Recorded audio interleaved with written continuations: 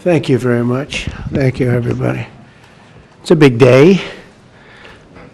Should be fun. I don't know. You'll maybe find reasons why it's not, but I can't imagine because we have a lot of great things happening. It's been a very strong week and a very strong weekend. Before we begin, let me say a few words about the historic events that took place over the last few days. On Saturday, my administration helped broker a full and immediate ceasefire, I think a permanent one, between India and Pakistan, ending a dangerous conflict of two nations with lots of nuclear weapons. And they were going at it hot and heavy, and it was seemingly not going to stop. And I'm very proud to let you know that the leadership of India and Pakistan was unwavering, powerful, but unwavering in both cases, and having these, they really were, from the standpoint of having the strength and the wisdom and fortitude to fully know and to understand the gravity of the situation. And we helped a lot.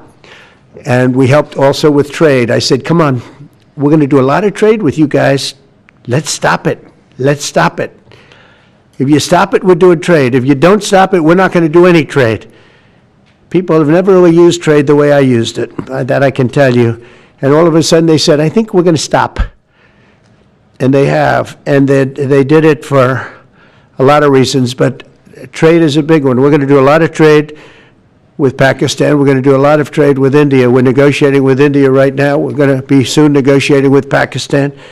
And we stopped the nuclear conflict. I think it could have been a bad nuclear war.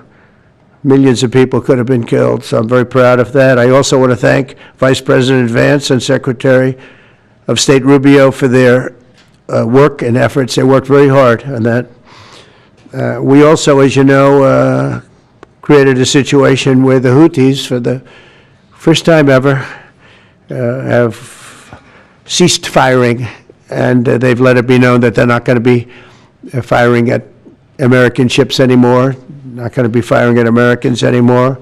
This was a heavy barrage that lasted for approximately 50 days. And as you know, they've been in war essentially for forever. But over the last 10 years, they've been very difficult for other countries. Nobody was able to do what we did. But they stopped, and we take their word for it. Their surrogates and them directly said, we don't want to do this anymore. And so we were satisfied with that. In addition, yesterday we achieved a total reset with China after productive talks in Geneva.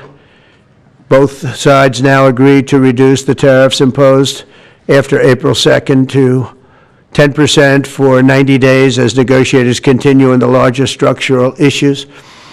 And I want to tell you that a couple of things. First of all, that doesn't include the tariffs that are already on, that are our tariffs, and it doesn't include tariffs on cars, steel, aluminum, things such as that, or tariffs that may be imposed on pharmaceuticals, because we want to bring the pharmaceutical businesses back to the United States, and they're already starting to come back now based on tariffs. Because they don't want to pay 25, 50, or 100% tariffs, so they're moving them back to the United States.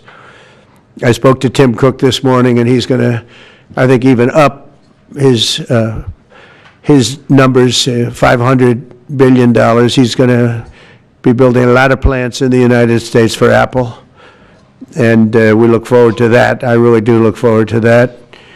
But the talks in Geneva were very friendly. The relationship is very good. We're not looking to hurt China. China was being hurt very badly. They were closing up factories. They were having a lot of unrest. And they were very happy to be able to do something with us. And the relationship is very, very good. I'll speak to President Xi maybe at the end of the week. We have some other things we're doing. But one of the biggest things that we're doing, and I don't know if people realize this, but we made a great deal with China, great trade deal, but it was a much bigger deal originally, and then they canceled it right in the last day some of you faces I remember were there when that happened. I remember you. And we had a deal where they opened up their country to trade with the United States. And they took that away at the last moment, and then I canceled the whole thing. And then 6 months later, we ended up doing a smaller deal. But it was a big deal. It was $50 billion worth of product that they were going to purchase from our farmers, et cetera. And we agreed to that. People thought it was 15 because they were doing 15. We made it 50 because I misunderstood the 15. I said, you got to get 50. Because when I asked, if you remember the story, when I asked, what are we doing with them? My Secretary of Agriculture at the time, Sonny Perdue, said, sir, it's about 15 billion and we're asking for 15. And I thought he said 50.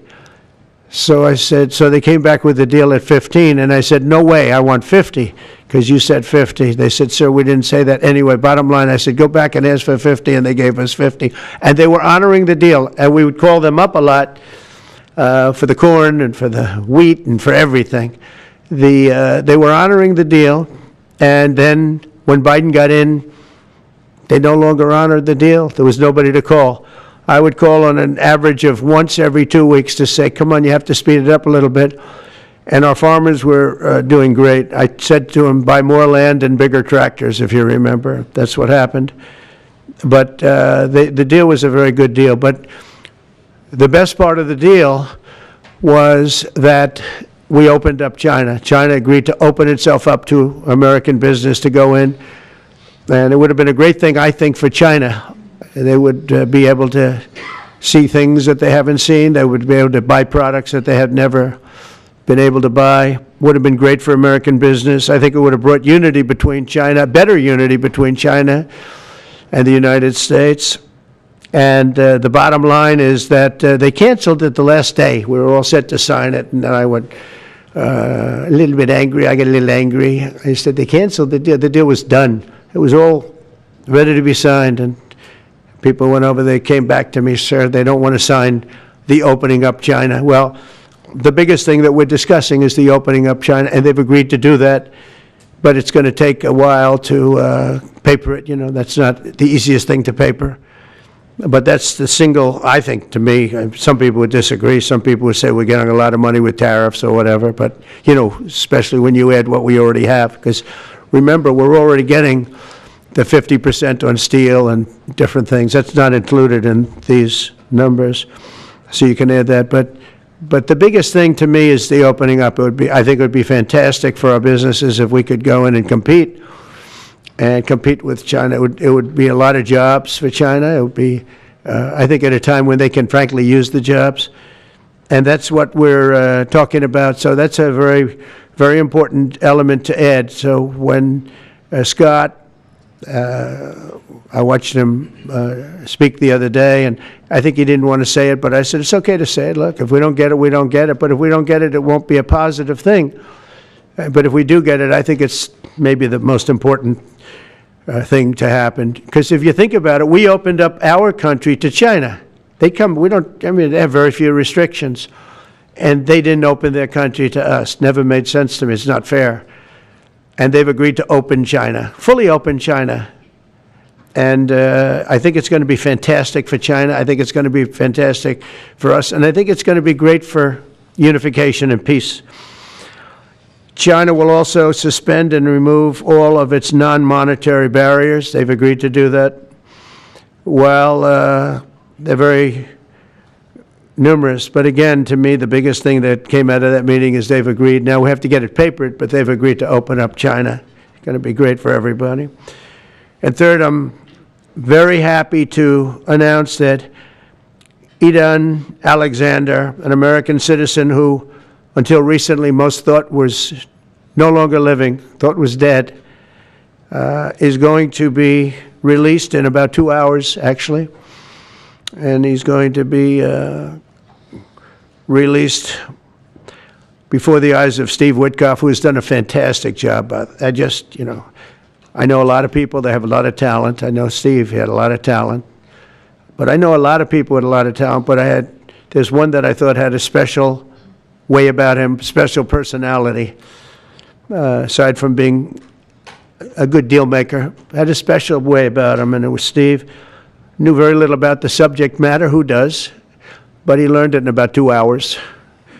And he's been fantastic. So I want to just thank Steve. But they're going to be releasing Idan in about 2 hours from now, or sometime today, let's say. And again, they thought he was dead just a short while ago. His parents are so happy. They're so happy.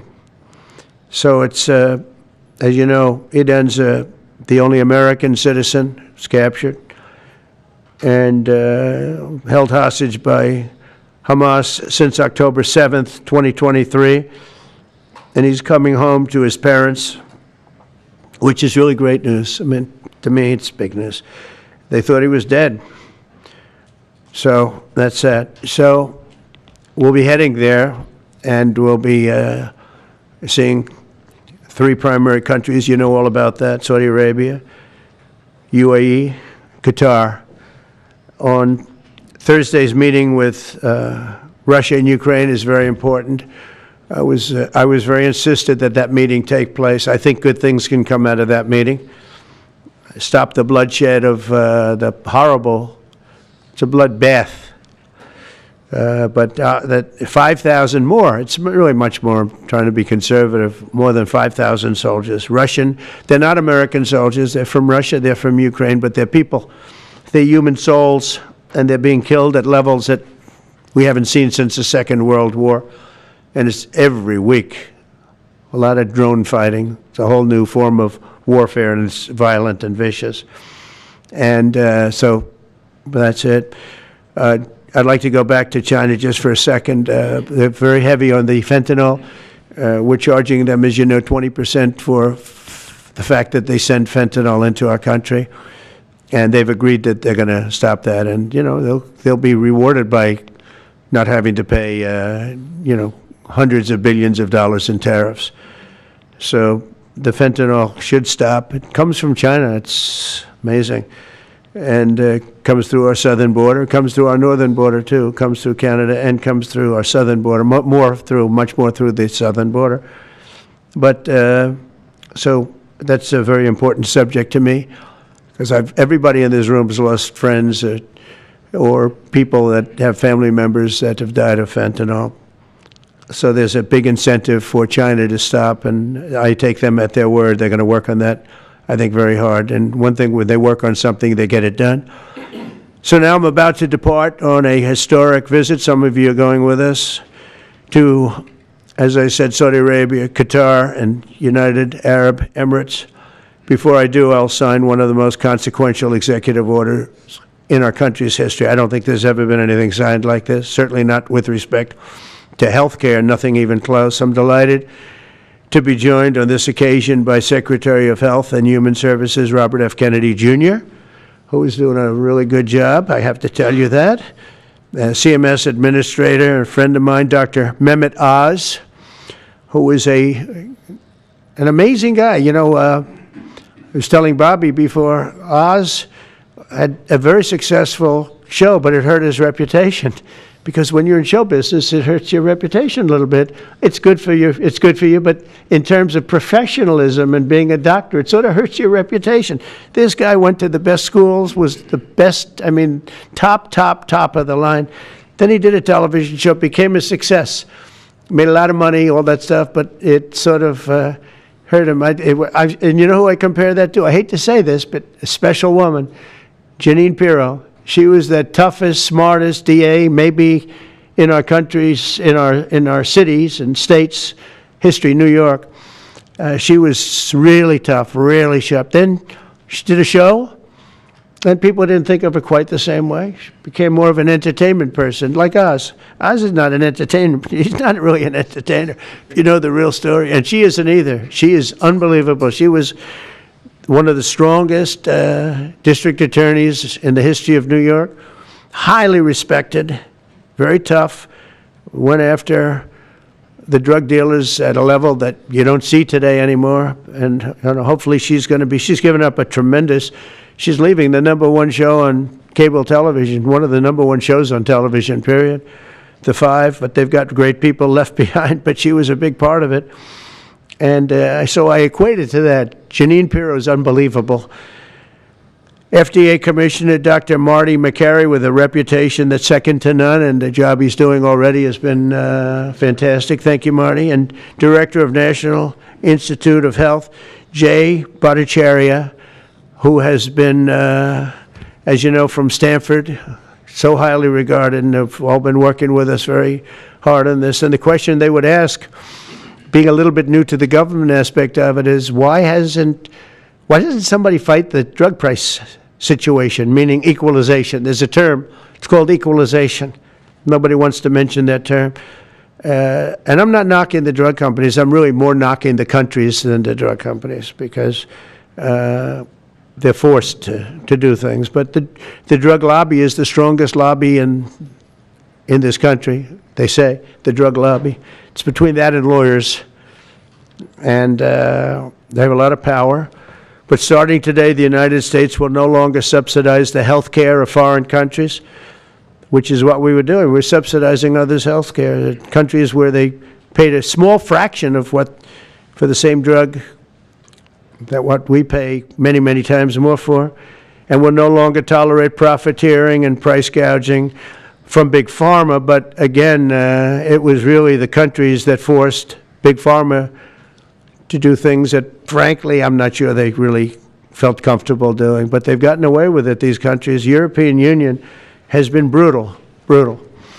And the drug companies actually told me stories. It was just brutal how they forced them. And European Union suing all our companies, Apple, Google, Meta. They're suing all of our companies. They end up, they have judges that are European Union-centric, and they get rewarded $15 billion, $17 billion, $20 billion, and they use that to run their operation. Not going to happen any longer, that I can tell you. So what's been happening is we've been subsidizing other countries throughout the world, not just in Europe, throughout the world. European Union was the most difficult, from what I understand. I mean, I'll tell you a story. A friend of mine who's a businessman, very, very, very top guy. Most of you would have heard of him.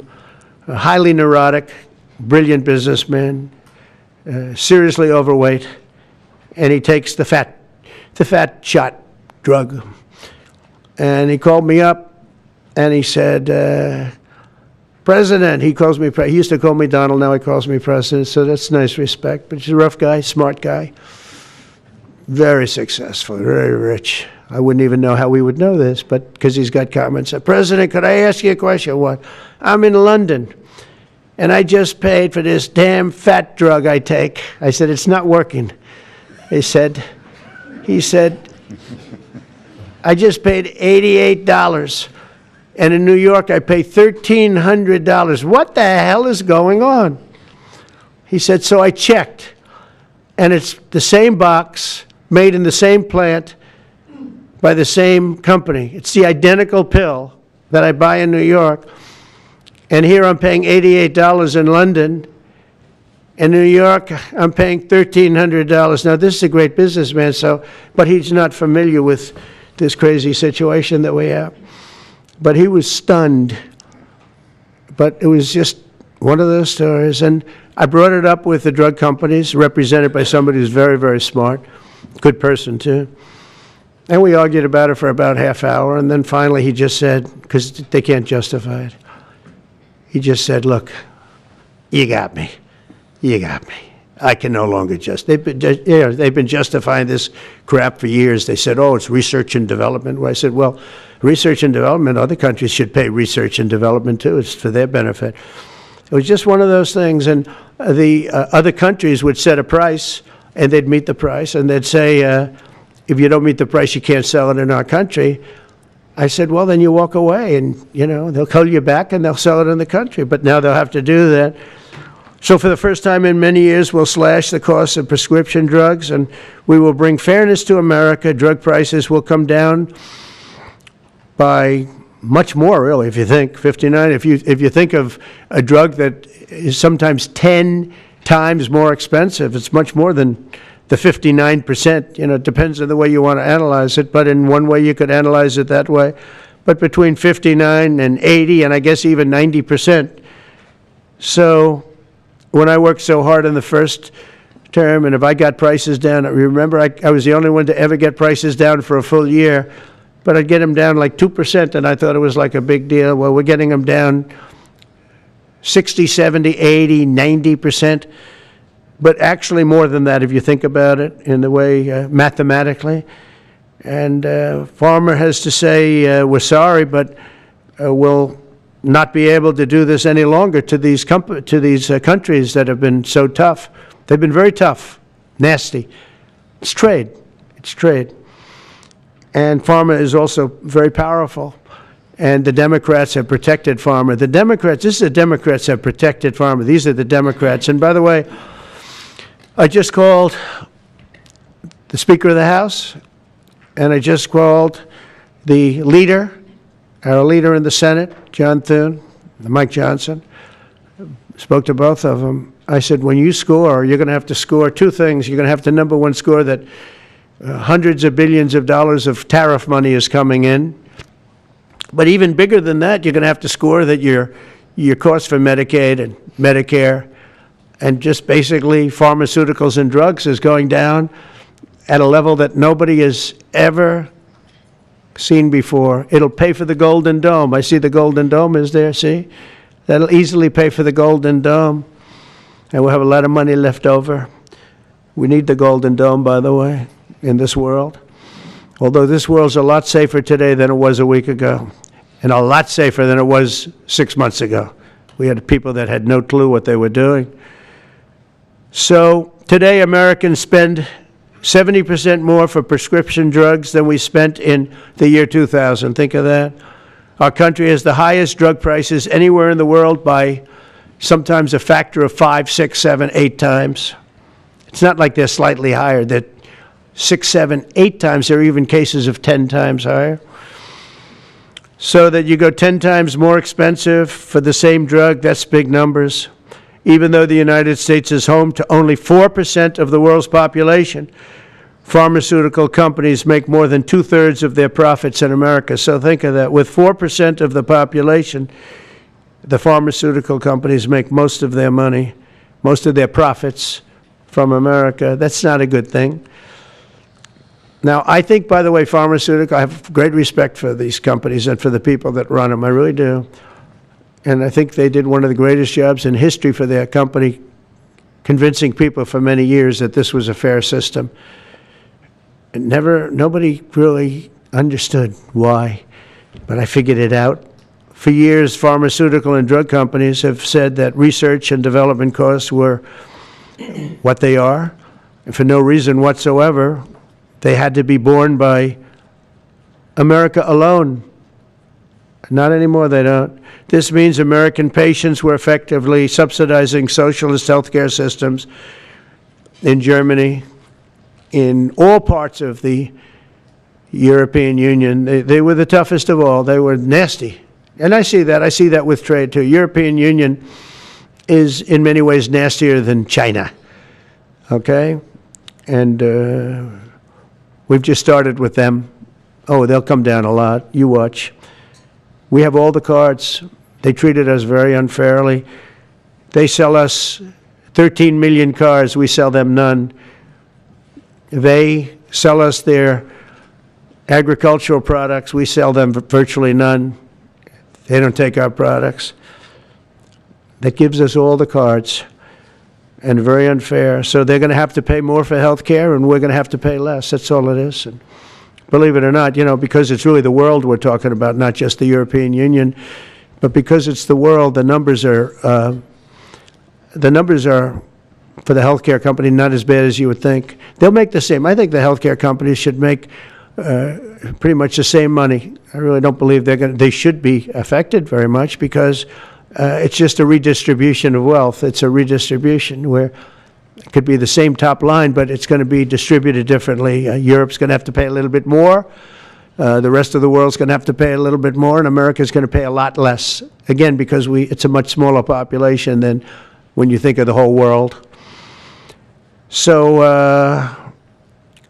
Basically, what we're doing is equalizing. There's a new word that I came up with, which I think is probably the best word. We're going to equalize. We're all going to pay the same. We're going to pay what Europe's going to pay. We're going to all pay. Now, there may be some countries in dire need, and I would be willing to sacrifice that and help them. But it's called Most Favored Nation. We are going to pay the lowest price there is in the world. We will get whoever is paying the lowest price. That's the price that we're going to get. So remember that. So we're no longer paying 10 times more than another country. Whoever is paying the lowest price, we will look at that price and we will say that's the price we're going to pay. Most favored nations. That's what it is. One breast cancer drug costs Americans over $16,000 per bottle, but the same drug from the same factory, manufactured by the same company, is 1/6 that price in Australia and 1/10 that price in Sweden. 1/10 for the identical product. A common asthma drug costs almost $500 here in America, but costs less than $40 in the United Kingdom. So $40 in the United Kingdom, which is where this gentleman told me he paid a small amount for his shot. But think of that. So $40 versus $500 here. That's not even bad. There are much worse examples. And the weight loss drug, Ozempic, costs 10 times more in the United States than in the rest of the developed world. 10 times more. Why? Why? What did we do? Suckers. But we never had a president that had the courage to do this. And nobody knew the system like I do. I mean, I've gotten to know this system so well. And I don't think it's fair that it benefits Obamacare. Obamacare is a failure. It's not a good health care. It works. I made it work. I had an obligation to make it work, or an obligation to let it die. I chose that we had to make it work. I had to make it as good as possible. And I had a choice. I could have let it fail or make it as good as possible. As good as possible means it was still not very good, but it survived. And we did the right thing. But this makes everything work. And I don't want to have a bad form of health care work because of the fact I was able to cut drug prices by 80 or 90%. So we're going to maybe come up with something. I think this gives the Republicans a chance to actually do a health care that's much better than Obamacare and for less money, which if you guys would work on that along with Congress. But I do want to say that Democrats could have done this a long time ago. They have fought like hell for the drug companies, and they knew they were doing the wrong thing. And it's going to be very hard. I was just telling the leader and the speaker that it's going to be very hard for the Democrats to vote against the one big, beautiful deal. The greatest tax cuts in history, greatest everything, but now you have the big drug prices because that's going to be included. It makes that whole situation different from a scoring standpoint. I just told them, I called them up about this. I said, I'm going to do something that's going to be very monumental, and you're going to be scoring. You better tell your people that this is going to score really well. And then add hundreds of billions of dollars in tariffs to your list also. But as big as the tariffs are, this is something that really hits quickly. 5 years ago, I signed an executive order to confront this disaster, but only confront it in a minor way. It was a good confrontation, but never to this extent. And it took people a little while to understand a very complicated system. But Joe Biden, without any knowledge of what he was doing, terminated the policy and then pretended to negotiate under a new system. And then you take a look, 5 out of the 10 drugs that he negotiated are now over 200% more expensive in America than the rest of the world, and far more expensive than when he even got involved. Much more expensive than when he got involved. Joe Biden's plan was as you know, because you wrote about it, you don't say it very loudly, but it was a very big failure, was his whole presidency. First, I'm directing the U.S. Trade Representatives and Department of Commerce to begin investigations into foreign nations that extort drug companies by blocking their products unless they accept bottom line and very low dollar amounts for their product, unfairly shifting the cost burden onto American patients. And we'll be taking a look at that very strongly. The biggest thing we're going to do is we're going to tell those countries, like those represented by the European Union, that, that game is up, sorry. And if they want to get cute, then they don't have to sell cars into the United States anymore. It's a very big subject. And they won't get cute, because I'll defend the drug companies from that standpoint. They were given a price by the European unions and other countries. This is what you do. This is what we're going to pay. We're not going to pay any more. Let America pay the difference, because there was a big shortfall. Let America pay it.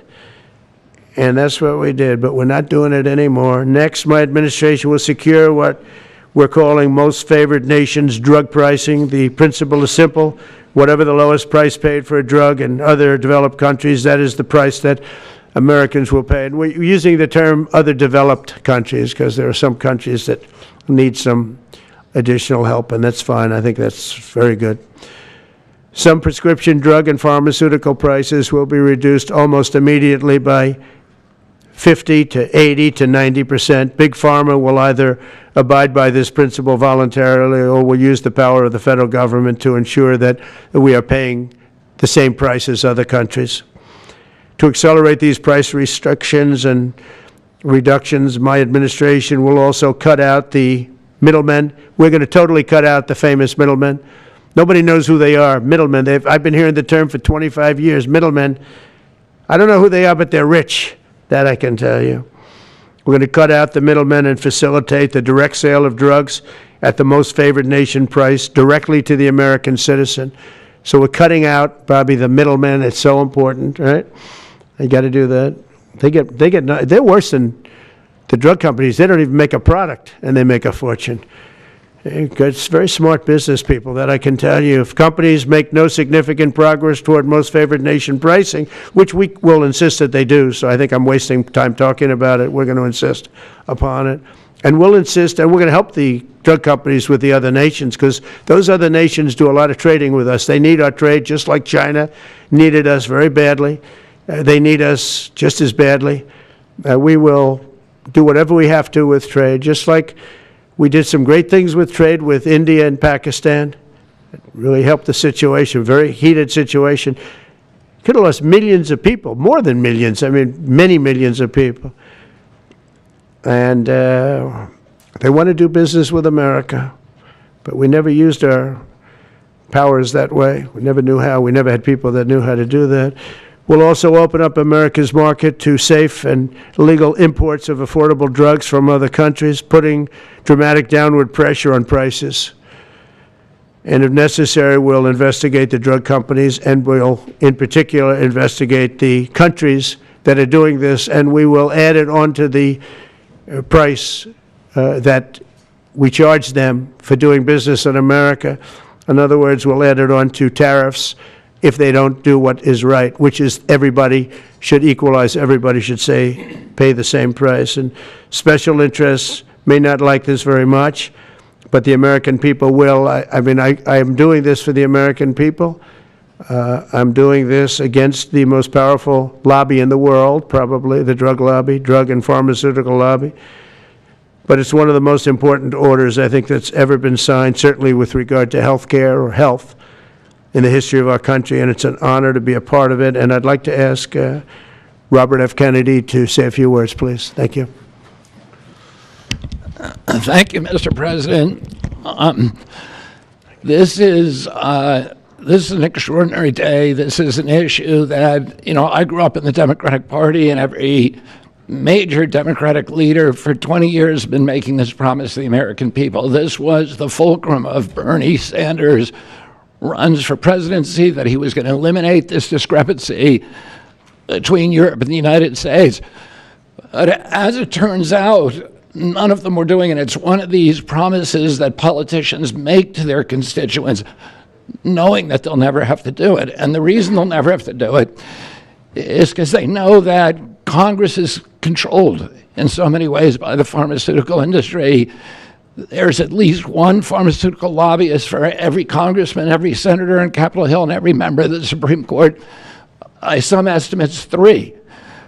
Pharmaceutical companies, the industry itself spends 3 times what the next largest lobbyist spends on lobbying. So this was an issue that people talked about, but nobody wanted to do anything because it was radioactive. They knew you couldn't get it by Congress. We now have a president who is a man of his word, who has the courage. President Trump was taking money from the pharmaceutical industry too. I think they gave you $100 million. Yeah. But he can't be bought, unlike most of the politicians in this country. And he is standing here for the American people. I don't know what, there's writers like Lord Elizabeth Warren or Robert Reich who are saying that President Trump is on this side of the oligarchs. There has never been a president more willing to stand up to the oligarchs than President Donald Trump. And I'm very, very proud of you, Mr. President, for your courage, I'll say, because I don't want to be crude, your intestinal fortitude, your stiff spine, and your willingness to stand up for the American people. We have 4.2% of the world's population.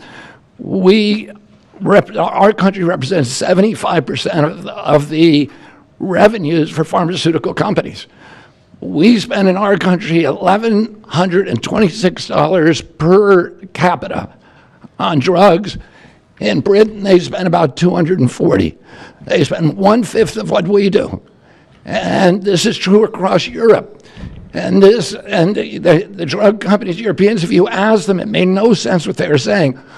America has to pay for this innovation or it's not going to happen.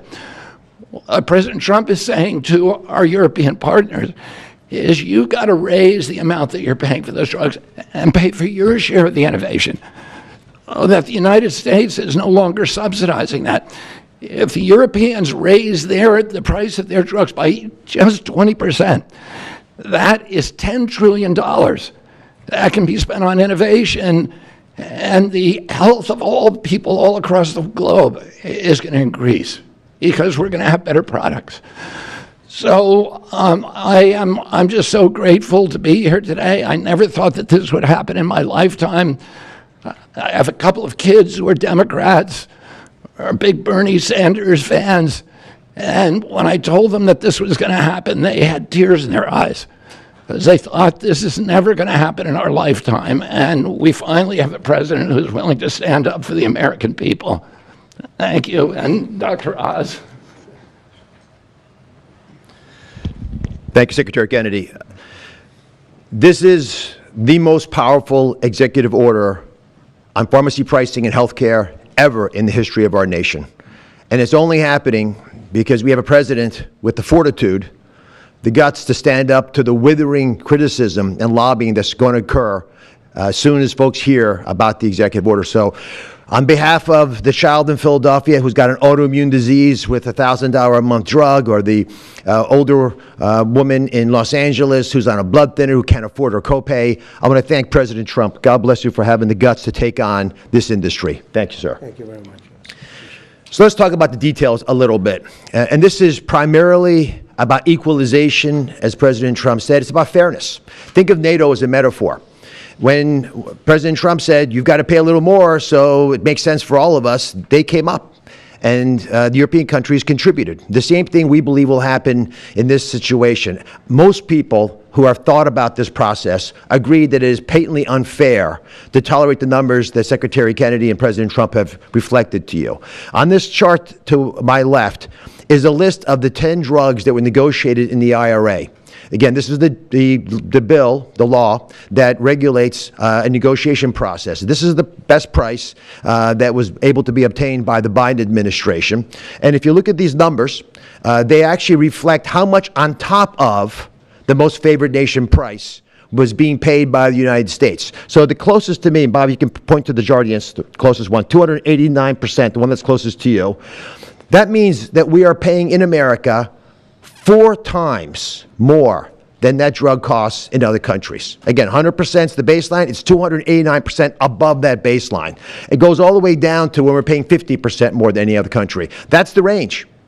As was pointed out by President Trump, half the time we're paying 3 times more than is paid in other countries. It doesn't make any sense for the system. That stated, President Trump has over and over again indicated, and Secretary Kennedy reflected as well, we want innovation. We want our technology partners doing the best they can to make the best solutions for drugs to cure as many people in America and around the world as possible. By getting our allies to pay a bit more, as they should be, and they should have for many years been doing, will course correct a problem that's gotten out of hand. And by doing that in a thoughtful, effective way, we're going to be able to get the pharmaceutical industry whole. Those jobs will still be here, will still be productive, will still be curing cancer and a slew of other ailments that plague humanity. America will still be the leader in this space, but we'll be paying the appropriate amount, the right-sized amount for those tasks. So over the next 30 days, the 4 of us up here, together with people standing in the back of this room who are doing a lot of the heavy lifting, are going to be approaching pharmaceutical companies to talk specifically about what we want the most favored nation price to be based on the best data we have. We're looking forward to a thoughtful interaction with these corporate leaders, many of whom we've spoken to and in quiet will agree the system is not right the way it is. They're patriotic Americans. They want what's right. But the fact that in my lifetime, as Secretary Kennedy said, for the first time, we have a thoughtful and aggressive approach, thanks to President Trump, on taking on the special interests, should give all Americans confidence that this is an administration that stands for fairness, and it should chill the waters for those who believe they can push us away from our North Star, which is to take care of the American people. Mr. President, God bless you. Thank you very much. Thank you. Jay, you want to go next? Sure.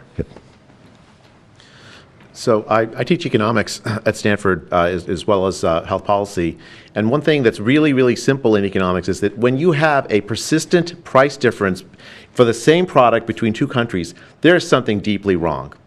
And what President Trump has done is a historic measure that should have been done a long time ago. What we're going to do is make sure that those prices become much closer to equal, like a competitive market you'd expect. Right now what's happening is the American people are subsidizing in large fraction the research and development efforts for drug companies around the world by the higher prices that we pay. With this new order, Europe will share the burden of that. And in fact, if you may think of it as like as somehow it's like it's going after drug companies, actually it's helping drug companies.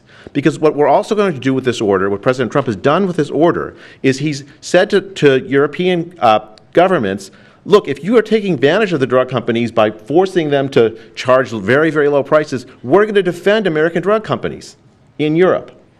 At the same time, we're standing up for the American consumer who's been paying far too high prices for far too long. I can go back decades to point to congressional reports after government report after government report of tremendously high drug prices, much higher than the rest of the world, and nothing has been done about it until this moment. And I'm really, really proud, President Trump, that you've done this. I'm really proud to be included in this and looking forward to the work ahead. Thank you, Jay. Great. All right. Thank you, Mr. President. On behalf of the many doctors I've talked to about this very issue, thank you for taking the bull by the horns. Presidents on both sides of the aisle have talked about this and floated it and said they've wanted to do it, so you've had the courage to do it. Thank you. I've been a surgical oncologist at Johns Hopkins for 22 years, and I have seen patients suffer. We didn't take an oath to heal patients and then watch their life get ruined financially, with their home, mortgage, retirement, going down the drain with GoFundMe campaigns, raising money from church communities and synagogues and friends they haven't seen in 20 years to try to raise money for what? For a system where Americans have been getting ripped off by 10, 12, 15 times higher prices than we see in other countries. The fundamental problem in healthcare is that we've had non-competitive markets. We can do little things around the edges, or we can transform those markets to competitive markets, and that's what this executive order does today. Imagine buying a Ford for $175,000, a regular car, and then hearing that people in London are buying it for $10,000 every day, all day long. That is the craziness of this system. We're going to do everything we can at the FDA to support this executive order. It's transformative. Thank you, Mr. President. Thank you. Thank you very much. So thank you very much, everybody. I think it's a very important day. In many ways, you have... we'll start with the Houthis. We go to Pakistan and India. We go to what we did with China, the trade deal, and with UK. And by the way, many other deals are coming in very much. At a certain point, we'll just set the price because we know where we are. But we'll just set the price. But world trade is going to be terrific, and our country is going to be making a lot of money. Taxes are going to go down. Taxes are going to go down very, very substantially. But you look at all of the things that we've done, and now today I'm heading over. We'll see what we're going to do with respect to Iran. I think you have very good things happening there, too, by the way. I think can't have a nuclear weapon, but I think that they are talking intelligently. We're in the midst of talking to them, and they're right now acting very intelligent. We want Iran to be wealthy and wonderful and happy and great, but they can't have a nuclear weapon. It's very simple. So I think they understand that I mean business, and I think they're being very reasonable thus far. And don't underestimate Thursday in Turkey. President Erdogan is going to be a great host, and we are doing some work with him having to do with Syria, too, by the way. We're going to have to make a decision on the sanctions, which we may very well relieve. We may take them off of Syria because we want to give them a fresh start. But President Erdogan's asked me about that. Many people have asked me about that because the way we have them sanctioned, it doesn't really give them much of a start. So we want to see if we can help them out. So we'll make that determination. But I think you're going to have maybe a good meeting. You have the potential for a good meeting, that a meeting wasn't going to take place. I insisted that that meeting take place. And it is taking place. And I think you may have a good result out of the Thursday meeting in Turkey between Russia and Ukraine. And I believe the two leaders were going to be there. I was thinking about flying over. I don't know where I'm going to be on Thursday. I've got so many meetings. But I was thinking about actually flying over there. There's a possibility of it, I guess, if I think things can happen. But we got to get it done. We got to save 5,000 lives a week. 5,000 lives is really more than that. It's worse than that. And when you see and you don't want to see it, but when you see the satellite photographs of the battlefield with arms and legs and heads all over the place, separated by 30 yards from bodies, doesn't make sense. Doesn't make sense. So we're working very hard to see if we can end that bloodbath. Okay, there shouldn't be too many questions. It's been covered pretty well. Mr. President, thank you for taking questions. Two quick ones for you, starting on trade. If a longer-term deal is not reached with China at the end of these 90 days, can the American people expect those tariffs to go back up to 145%? No, but they would go up substantially higher. And then on You know, at 145, you're really decoupling because nobody's going to buy. But they can go, they got very high because of additional tariffs I applied during the course because of fentanyl and other things. But no, but they'd go substantially higher. And then on Qatar, Mr. President, I think you will have a deal, however. Okay, you're confident that there will be a deal. On Qatar, has Qatar asked for anything in exchange for that $400 million luxury jumbo jet? And how can the American people be so sure that they will not in the future? Well, I think what happens with the plane is that, you know, we're very disappointed that it's taking Boeing so long to build a new Air Force One. You know, we have an Air Force One that's 40 years old. And if you take a look at that compared to the new plane of the equivalent, you know, stature at the time, it's not even the same ballgame. You look at some of the Arab countries and the planes they have parked alongside of the United States of America plane, it's like from a different planet. And it's close to 40 years old, might be more than 40 years old now. And we, when I first came in, I signed an order to get it built. I took it over from the Obama administration. They had originally agreed. I got the price down much lower. And then when the election didn't exactly work out the way that it should have, a lot of work was not done on the plane because a lot of people didn't know. They made change orders that were so stupid, so ridiculous. And it ended up being a total mess, a real mess. And when I came back, I said, by the way, what's going on with the Boeings that are coming in? Well, sir, they're way behind. And they are. They're way behind. They were way behind. Another mess that I inherited from Biden. And it's going to be a while before we get them.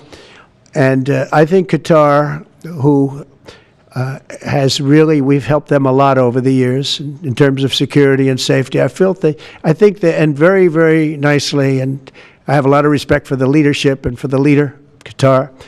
And I think they knew about it because they buy Boeings. They buy a lot of Boeings. And they knew about it. And they said, we would like to do something. And if we can get a 747 as a contribution to our Defense Department to use during a couple of years while they're building the other ones, I think that was a very nice gesture. Now, I could be a stupid person and say, oh, no, we don't want a free plane. We give free things out. We'll take one, too. And it helps us out because, again, we're talking about we have 40-year-old aircraft. The money we spend, the maintenance we spend on those planes to keep them tippy-top is astronomical. You wouldn't even believe it. So I think it's a great gesture from Qatar. I appreciate it very much.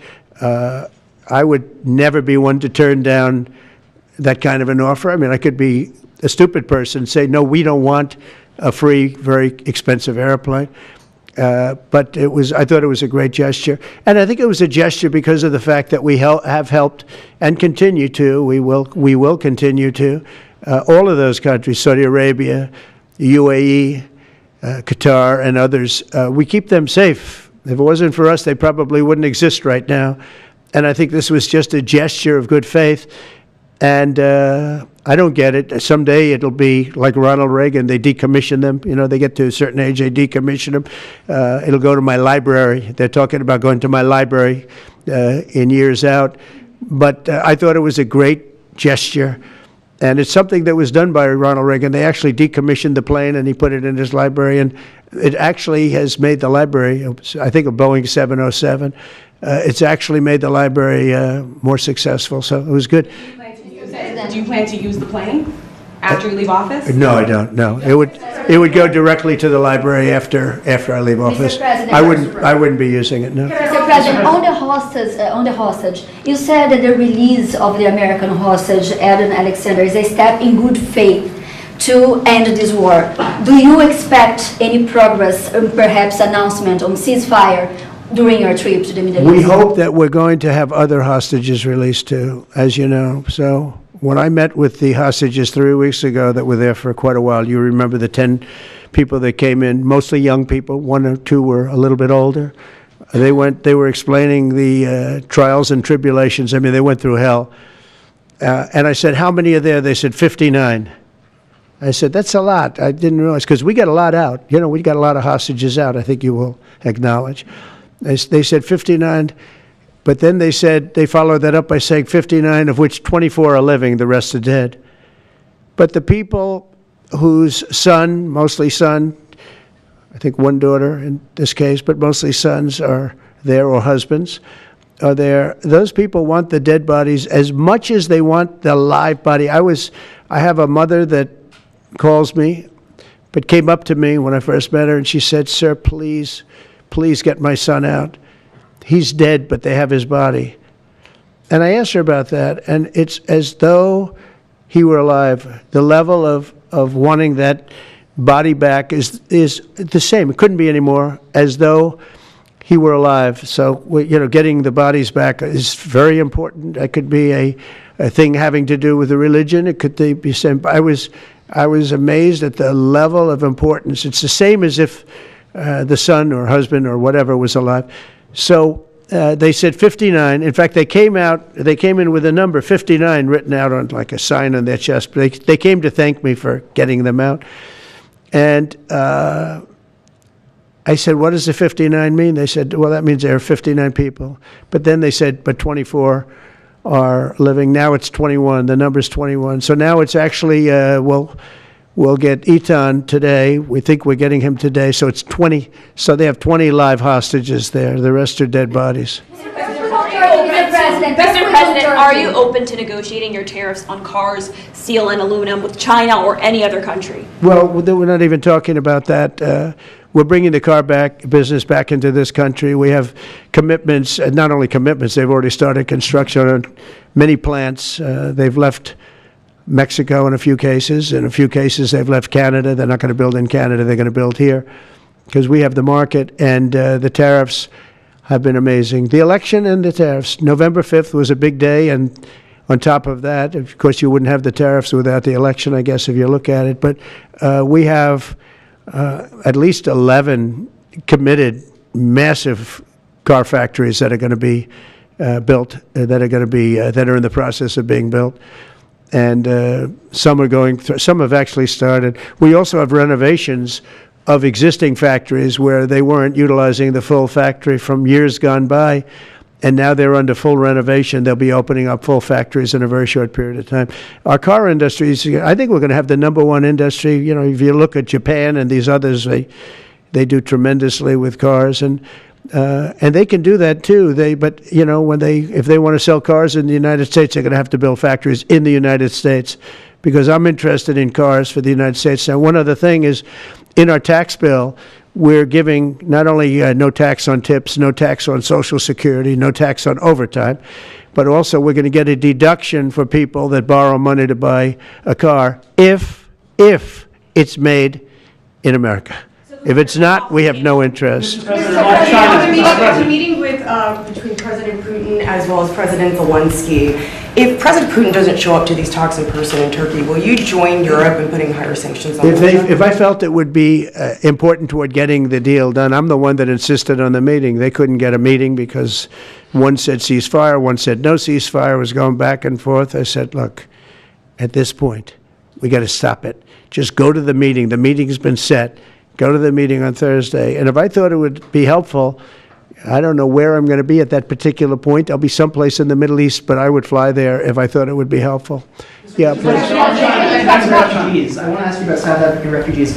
Dozens of Afrikaners who claim discrimination in their home country are heading to the United States, right, where your administration is going to welcome them as refugees. Now, this comes as you've halted virtually all refugee admissions for people fleeing famine and war from countries like Sudan and the Democratic Republic of Congo. Why are you creating an expedited path into the country for Afrikaners but not others? Because they're being killed, and we don't want to see people be killed. Now, South Africa leadership is coming to see me, I understand, sometime next week. And, you know, we're supposed to have I guess a G20 meeting there or something, but we're having a G20 meeting. I don't know how we can go unless that situation's taken care of, but it's a genocide that's taking place that you people don't want to write about, but it's a terrible thing that's taking place, and farmers are being killed. They happen to be white, but whether they're white or black makes no difference to me, but white farmers are being brutally killed, and their land is being confiscated in South Africa, and the newspapers and the media, television media, doesn't even talk about it. If it were the other way around, they'd talk about it. That would be the only story they'd talk about. And I don't care who they are.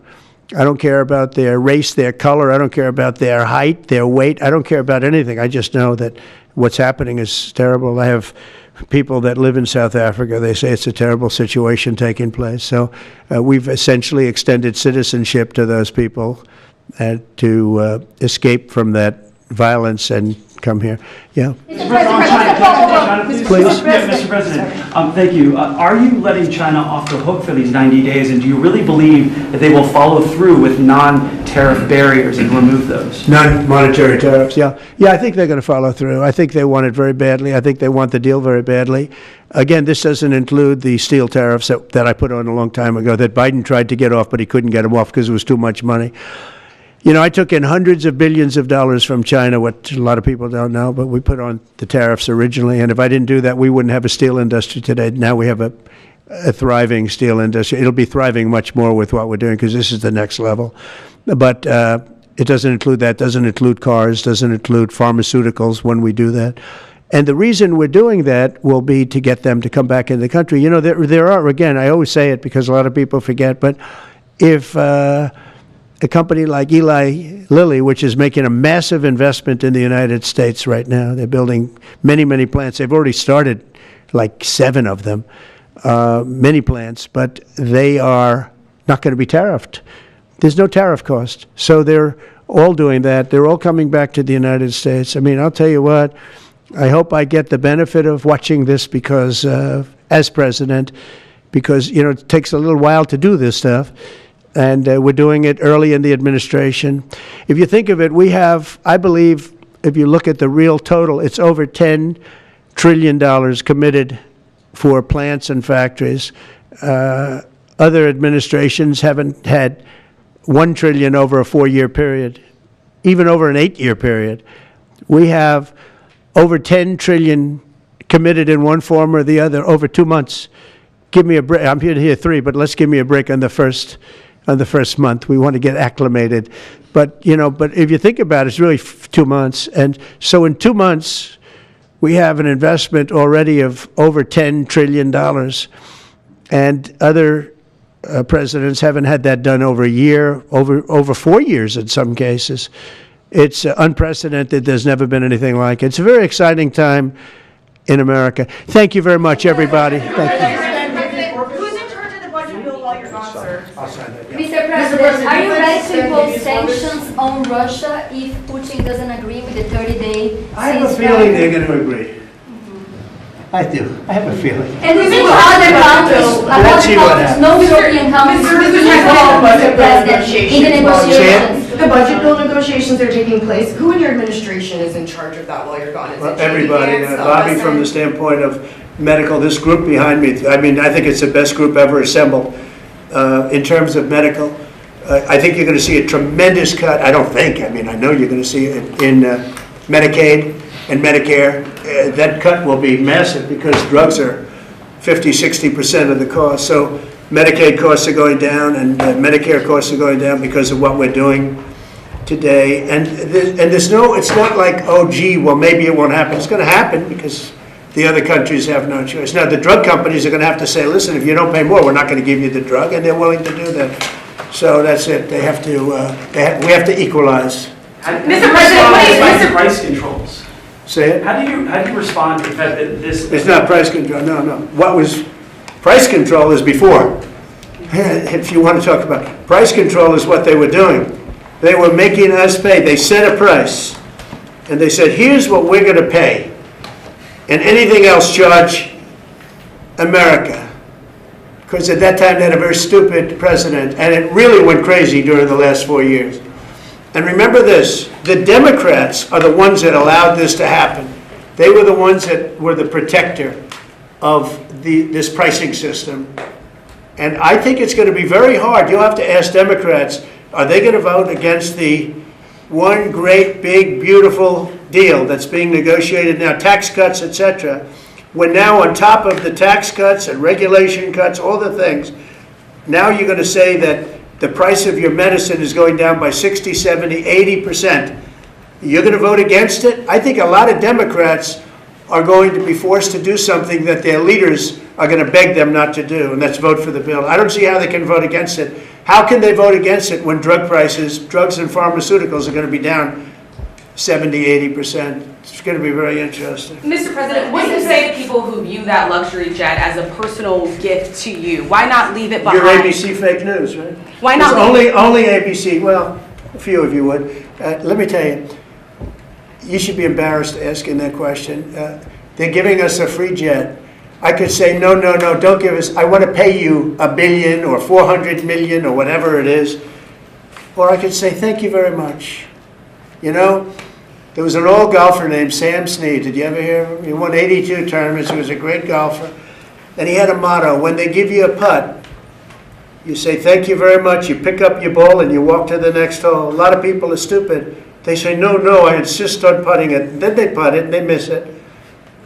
And their partner gets angry at them. You know what? Remember that, Sam Snead. When they give you a putt, you pick it up and you walk to the next hole and you say, thank you very much. Respectfully, sir, as a businessman, some people may look at this and say, have you ever been given a gift worth millions of dollars and then not received anything? It's not a gift to me, it's a gift to the Department of Defense. And you should know better, because you've been embarrassed enough, and so has your network. Your network is a disaster. ABC is a disaster. Here is the bill. Bobby, come on over here. Now you're talking about trillions and trillions of dollars. Thank you very much, everybody. Mr. President, a quick question about Turkey. Thank you very much.